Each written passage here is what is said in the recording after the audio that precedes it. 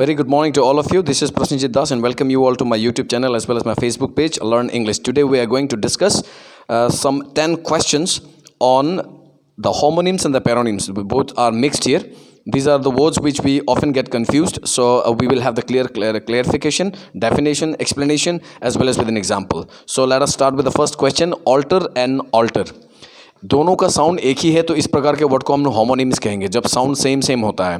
जैसे हिंदी में भी होता है कुल और कुल, वंश, इस प्रकार का जो होता है इसी प्रकार का, जैसे चीर और चीर, तो ये होमोनिम्स है हमारा। ऑल्टर एंड ऑल्टर, अगर TER है तो वो चेंज है, change. That means no one can alter my decision, कोई मेरे डिसीजन को बदल नहीं सकता, दैट इज कॉल्ड चेंज। और ALTAR ऑल्टर यानी पवित्र या फिर होली प्लेस या फिर religious places, that means a place for religious rites are performed और holy place you can say, पवित्र जगह जहाँ पर हम अपने नियमों को, धार्मिक प्रथाओं को हम निभाते हैं, करते हैं, तो उसको हम लोग ऑल्टर कहेंगे। पवित्र स्थान या फिर मंदिर को भी कह सकते हैं या फिर ऐसा कोई जगह, ऐसी कोई जगह जहाँ पर हम पूजा पार्वन करते हैं तो उसको ऑल्टर कहते हैं। For example the minister paid a visit to the altar of soldiers.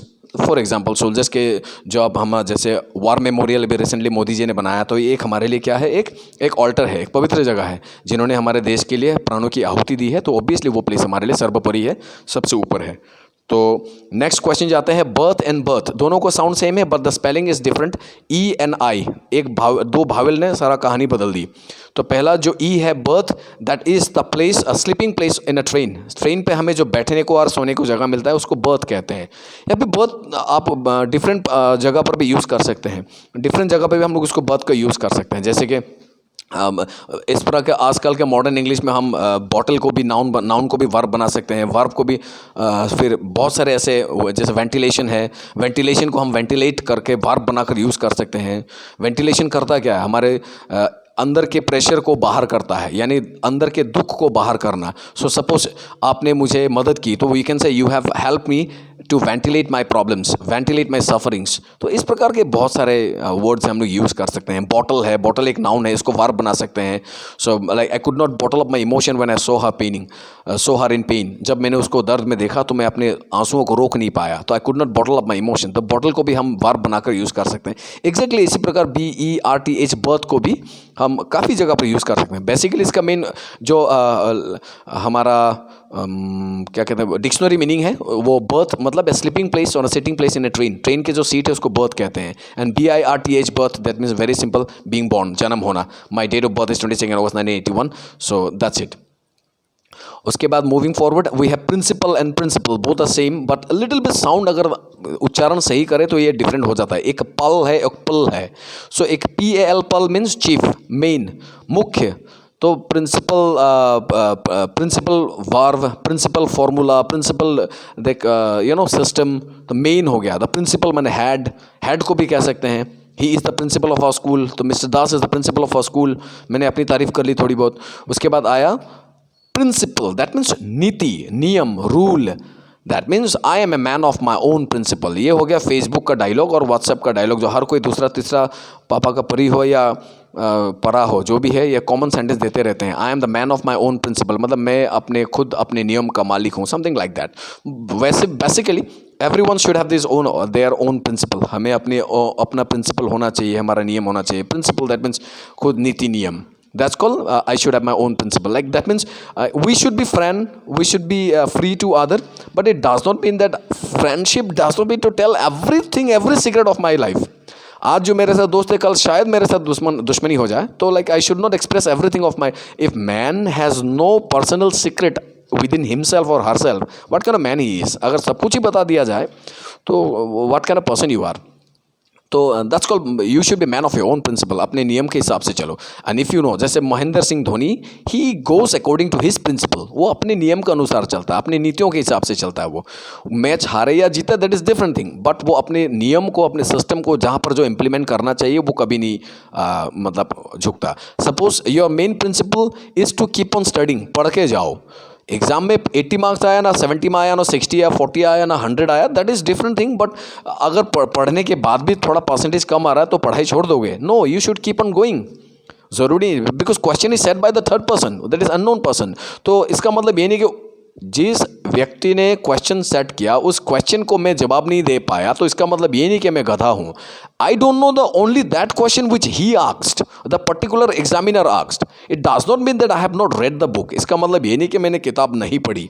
किताब जैसे बिल गेट्स को कहते हैं वो अंडर ग्रेजुएट है, तो बिल गेट्स से ज़्यादा किताबें शायद किसी ने पढ़ी नहीं होगी जितना उन्होंने पढ़ा है. तो that's it, very different. It's all about like process. Dhoni जो कहते हैं एकदम ट्रू. अपने प्रोसेस पे ध्यान दो, अपने प्रिंसिपल पे ध्यान दो, और प्रिंसिपल सही होना चाहिए. उसके लिए गाइड व टीचर या गुरु का आवश्यकता है. गुरु. सो आगे देखते हैं. एक होता है क्वाइट, क्वाइट एंड क्विट. इसका उच्चारण ही एक्चुअली अलग है. ध्यान से देखा जाए तो हमें मिलेगा, मैंने पहले कहा है कि यहाँ पर होमोनिम्स के साथ साथ हम पैरोनिम्स को भी ऐड किया हुआ है ताकि जो कॉमन क्वेश्चंस है ज़्यादा एग्जाम में जो पूछे जाते हैं ये सभी के लिए है. 9 के लिए, 10 के लिए, 11 के लिए, 12 के लिए है. जो कॉम्पिटिटिव एग्जामिनेशन में जाते हैं, बड़े बड़े एग्जामिनेशन में पूछे जाते हैं. मे बी प्रिंसिपल और प्रिंसिपल नहीं पूछेगा, कुछ और डिफिकल्ट पूछेगा. तो there are many videos to come. आगे और भी वीडियो आने वाला है. तो पहला शब्द क्या है, वो क्वाइट है. Quite, completely. I am quite happy today, I am quite successful today, I feel very happy today. तो उस प्रकार के क्वाइट हम यूज़ करेंगे. कंप्लीटली इसका जो डिक्शनरी मीनिंग जो है उसके हिसाब से. अगर नेक्स्ट वाला बीच वाला देखें तो वो क्वाइट है. क्वाइट है यानी ई पहले आ गया. Quite, quiet and quit. तो क्वाइट यानी चुप होना, काम. जैसे टीचर आके बोलता है कीप क्वाइट, तो वो स्पेलिंग होगा ये. कीप क्वाइट मतलब चुपचाप रहो. The students were asked to keep quiet in the classroom. Calm, CALM, column नहीं है, ये काम है. काम जैसे समुद्र काम हो गया, something like that. So quit मतलब छोड़ देना, त्याग कर देना, लीव कर देना. सो I have quit.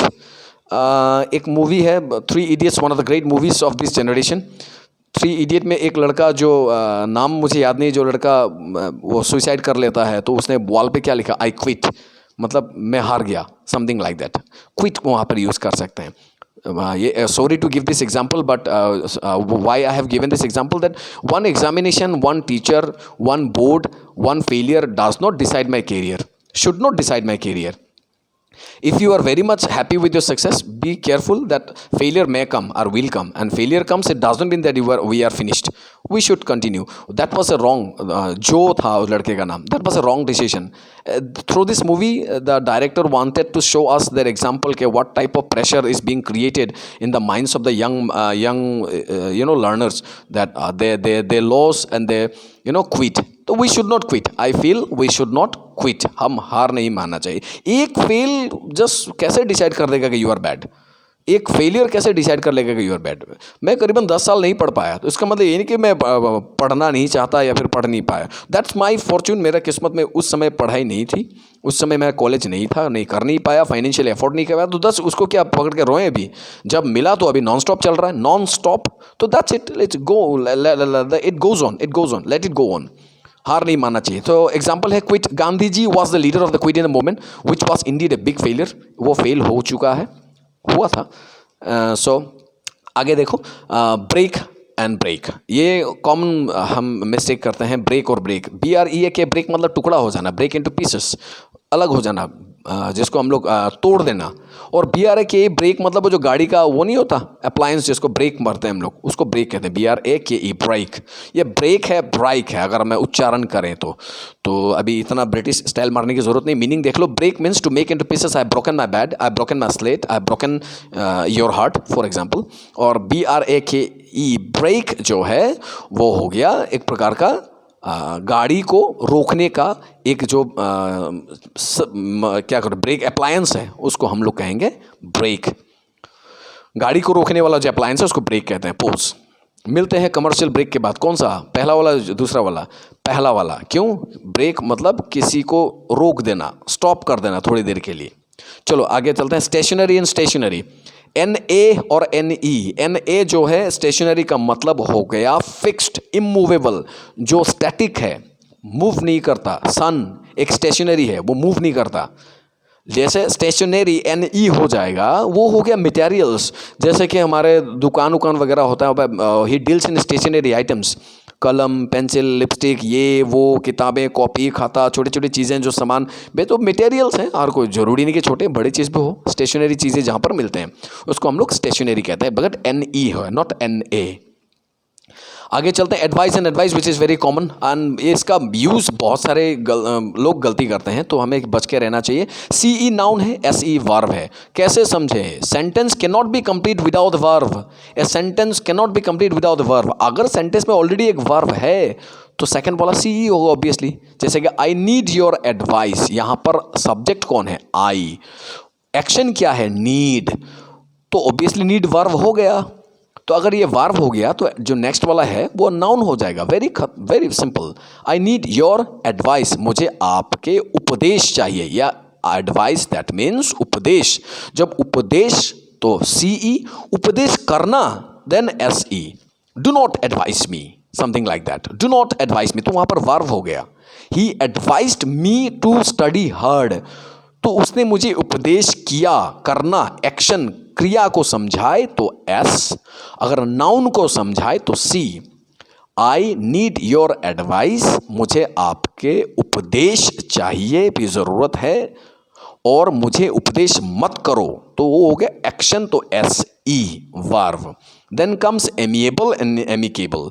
Amiable means very friendly jolly person. He is a very amiable person, सबसे मिल जाता है, सबसे मजाक करके, मजाकिया आदमी है, जोली पर्सन है, खुश रहता है, बात में झगड़ा नहीं करता, तो दैट इज एमिएबल। और एमिकेबल आना मतलब डन और made in a friendly way. मतलब अगर दो लोग, तीन लोग, चार लोग, दो पार्टी, तीन पार्टी, चार पार्टी, दो कंट्री, तीन कंट्री, चार कंट्री मिलकर एक डिस्कशन करना, इसको कहते हैं friendly discussion. In easy language we can say it's a friendly discussion, तो that comes amicable. Amicable is a friendly discussion. Settlement में आ जाना, the leaders came into an amicable settlement, so this is amicable settlement means it comes in friendly way, friendly discussion. And amiable means a friendly, then jolly person, have friendly person. Moving forward, we have question number 9. ये another very common question. See, look and watch. सी मतलब देखना, look माने देखना, watch माने देखना। But सी का मतलब क्या है, वॉच का मतलब क्या है, लुक का मतलब क्या है? सी इन इनवॉलेंटरी एक्शन, जब हमारे आंखों को, हमारे अटेंशन को कोई डायरेक्ट नहीं करता, जस्ट एक्ट ऑफ सीइंग। आते वक्त मैंने किसी को देख लिया, I saw a bird on the way to my home, घर जाते वक्त मैंने एक पंछी देखी, तो see is simple an act of seeing, हमने देखा। इन इनवॉलेंटरी एक्शन मतलब हमारे ध्यान को, आंखों को किसी ने केंद्रित नहीं किया, किसी ने अट्रैक्ट नहीं किया, किसी ने डायरेक्ट नहीं किया, किसी ने इंडिकेशन नहीं दी। इट इज सिंपल, बिना किसी इंडिकेशन के, डायरेक्शन के मैंने किसी को देखा। I saw him, I saw the movie, I saw the bird, that's it. हाँ, मैंने उसको देखा था, आई सो हिम, इनवॉलेंटरी। लेकिन लुक जब है वो वॉलेंटरी एक्शन है, व्हेन डिलीवरेड एक्शन और डायरेक्टिंग वंस आइज, किसी के आंखों को और ध्यान को किसी पर्टिकुलर चीज, स्थान, वस्तु, भावना, व्यक्ति के ऊपर केंद्रित किया जाए। जब हम बोले देखो देखो देखो, तो मैंने किसी को बोला देखने के लिए, तो हो गया डायरेक्ट करना। That means look at the board, look at the wall, look at her, but don't look at movie, look at TV मत बोले, TV is not being looked. हाँ, टीवी को अगर if I look at the TV, मैंने TV के ऊपर का body को मैं देख रहा हूँ, क्या हुआ? अगर मैं टीवी को एंजॉय कर रहा हूँ, that is watch, I am watching a television. Keep an eye, observe मतलब watch. To keep an eye and observe is watch. दो होता है, एक वॉच का ये भी होता है कि कीप एन आई, किसी पर नज़र रखना। ऑब्जर्व, बैठकर किसी का एंजॉय करना, एंटरटेनमेंट करना। जैसे फुटबॉल देखने गया तो मैं वहाँ पर, I did not go to look a football match, I did not go to see a football match, I went to watch a football match. बैठकर एक ऑर्गेनाइज्ड वे से मैंने उसको ऑब्जर्व किया, देखा, समझा, तो that's called watching a movie, watching a match. I watch her, वो गलत हो जाएगा फिर। आई सो हर, मैंने उसको देखा। आई लुक्ड एट हर, तो deliberate action being asked by someone. So जब डिलीवरेड एक्शन होगा, आपके आंखों को किसी एक वस्तु, स्थान, व्यक्ति के ऊपर केंद्रित किया जाए, डायरेक्ट किया जाए। Look at me, look at the boat. Teacher बोलता है look at the boat, means what? तुम्हारे ध्यान को वहां पर खींचना चाहता है, तुम्हारे आंखों को, नजर को बोर्ड में लाना चाहता है। That's it, it's over. अब वॉच का मतलब, हाँ, वॉचमैन क्यों बोलते हैं? Because he keeps an eye on people, eye on the different action, तो वॉचमैन है। So that's how it goes. I watch a TV, I not look at TV. So I do not look at TV, I watch a TV. आगे आते हैं say, tell and speak. Say, tell and speak another है, last है आज का, तो ये another है, बड़ा इंटरेस्टिंग भी है। say, tell and speak. say मतलब बोलना, tell मतलब बोलना, speak मतलब बोलना, तो डिफरेंट यूजेस कैसे हम लोग समझेंगे। say is a simple to tell a particular thing, मतलब बोलना, जब हमारे बातें किसी व्यक्ति को केंद्रित नहीं है तो वी जस्ट सेड, मतलब कोई सुनने वाला नहीं है, लिसनर नहीं है, किसी को हमारे सेंटेंस को हमने किसी को नहीं बताई, तब जाके वो से है। I just said. टेल मतलब when you pass in information, suppose अपना नाम बताओ तो हम क्या बोलेंगे, टेल मी योर नेम और say me your name. Obviously tell me your name because you are passing an information. Hindi में कहते हैं बताना, से बोलना, टेल बताना। तो बोलना जब आपके कही हुई बातें किसी पर केंद्रित नहीं है, when your statement is not directed to someone और said to someone, then it's tell. Tell means when you pass in information. Tell me your name. Tell me how you are. Tell me where your home is. Tell me what you are doing. तो tell. I told him. मैंने उसको बताया. I told him. I speaker told verb and him listener who is listening my sentence. इसीलिए narration में से का tell कर देते हैं जब लिसनर होता है। Next comes speak. स्पीक माने टू एक्सप्रेस वंस व्यू। इसलिए भाषा को we don't say English, we don't say tell English, we speak in English. That means to express. हम बोलते हैं ना go to the stage and speak your heart, मतलब to express your heart, अपने मन की बातों को बोलो। एक्सप्रेस करने के लिए हम स्पीक का यूज़ कर सकते हैं। आई स्पीक द ट्रूथ, मन की बातों को, भावनाओं को प्रकट करने के लिए हम स्पीक करते हैं, भाषाओं को, भावनाओं को प्रकट करने के लिए, और इंफॉर्मेशन को पास करने के लिए tell. Say just simple act of saying. It is not particular to a particular thing, not particular to anyone. किसी व्यक्ति को केंद्रित नहीं है। Tell इंफॉर्मेशन पास करना, स्पीक अपने भावनाओं को प्रकट करना। We speak in English, we speak in Hindi, we speak in that language, this language, that language. So speak up, बोलो, मन की बातों को बोलो। That's how speak up. So here we have come to an end of this 10 questions. This one of homonyms and paronyms. These are not homonyms. देखो see, look and watch. This is not homonyms. They are paronyms. जो similar sound का होगा उसको homonyms कहते हैं. So thanks for giving time. Next video will be uploaded very soon with another set of questions of homonyms and paronyms. Hope you have enjoyed, and if you have liked, do share and comment as well as subscribe to my channel. Thank you.